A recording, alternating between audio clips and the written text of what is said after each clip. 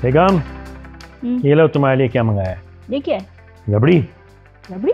हाँ, कहाँ से मंगाई? कराची का जो जावेद निहारी है वो लाहौर में खुल गया, तो निहारी तो नहीं मंगा सका, मैं रबड़ी मंगा ली है। चक्के देखो कैसी है।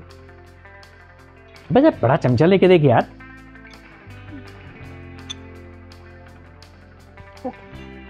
ओके।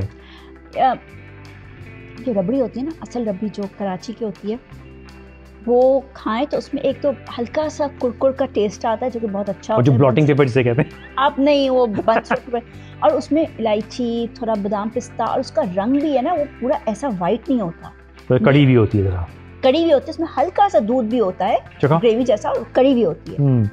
और ये जो है ना, ये लग रहा है कि ऊपर दूध को काट के ना उसकी मलाई उतार लेकिन देखो ना, टेक्सचर तो सही हो गया ना। वो जो बुंदू खान देता है, बुंदू खान जो आप बेच रहे हैं वो रबड़ी नहीं है। हाँ, तो ये टेक्सचर सही है। जायके में कमी है, क्लोज बट कमी है।